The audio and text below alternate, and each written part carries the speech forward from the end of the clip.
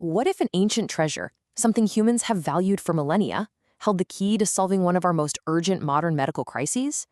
Today, we're looking at gold, but not like you've ever seen it before, to see if it could really be our next magic bullet. All right, so where are we getting all this from? Our guide for this deep dive is a fascinating 2021 review paper from the journal Nanomaterials. It asks this huge question about using gold nanoparticles to fight bacteria that have become resistant to our drugs. So let's break down what they found. The paper kicks off with a premise that is genuinely terrifying, and it's something that's becoming less science fiction and more of a reality every single day.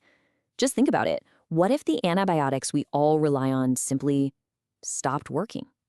This is the very core of the superbug crisis. So first up, let's talk about the crisis itself. How did we even get here? We're talking about the potential end of the antibiotic era, a time when a simple infection could once again become life-threatening. It's honestly shocking how quickly this whole problem blew up. I mean, think about it.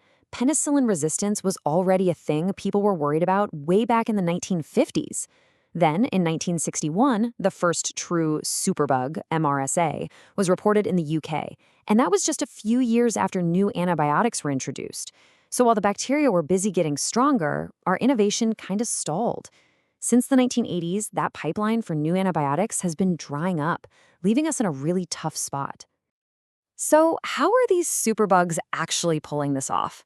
Well, the paper breaks it down into 3 really clever defense strategies. First, they just block the gates. They either make their outer walls tougher for drugs to get through, or they actually have these tiny pumps that just spit the antibiotic right back out. Second, they change the locks.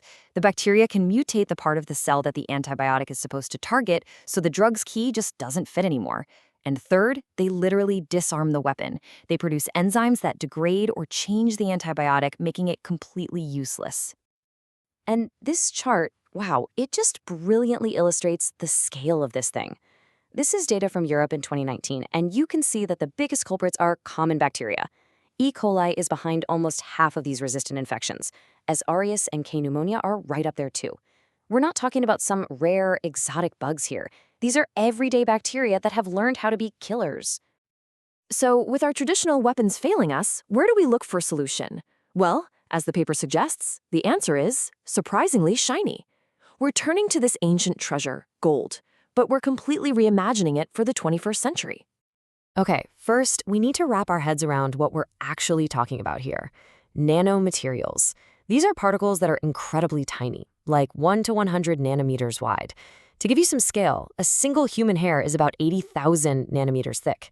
When you get matter down to this unbelievably small scale, its properties, they just completely change. And this is where it gets really interesting. Think about regular bulk gold, like in jewelry. It's chemically inert, it's non-toxic, it doesn't do much. But when you shrink that same gold down to the nanoscale, it becomes a totally different animal. It's suddenly highly reactive. It gets these unique optical and electrical properties, and it's so tiny it can interact directly with individual cells. Let's look at how this reimagined gold can actually go toe-to-toe with these superbugs. It turns out nanogold has a few very clever tricks up its sleeve. The first secret weapon is all about using light to create intense heat. It's a strategy called antibacterial photothermal therapy, or APTT. And yeah, that analogy is pretty much perfect. Gold nanoparticles are fantastic at absorbing energy from laser light and converting it into heat. So you get them near a bacterium, you shine a laser on them, and they generate this intense, localized heat that essentially cooks the bacteria to death. It's a purely physical attack.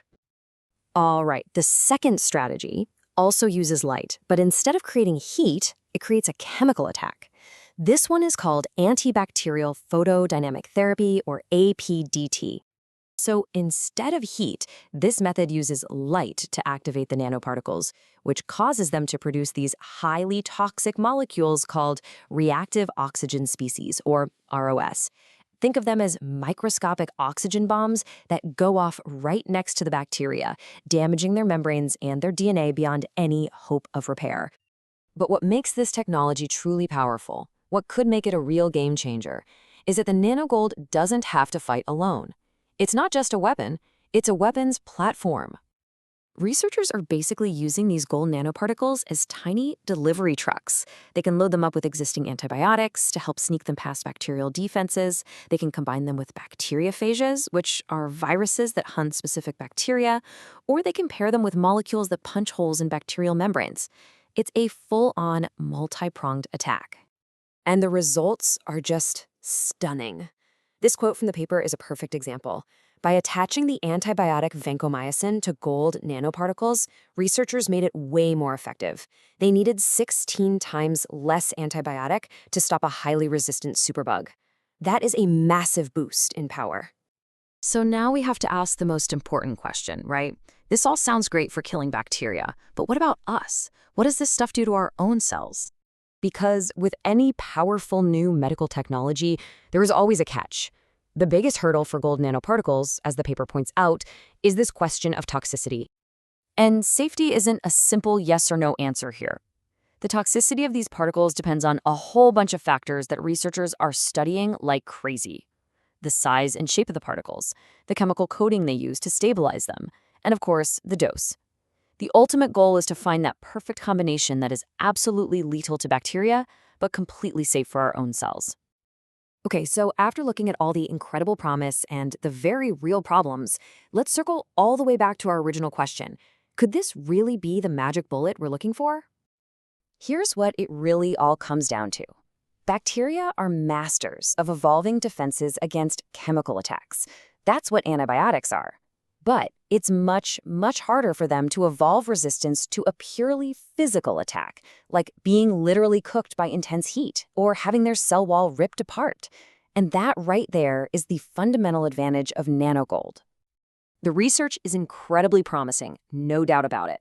But there are still significant hurdles to clear, especially around long-term safety and figuring out how to produce this stuff at scale.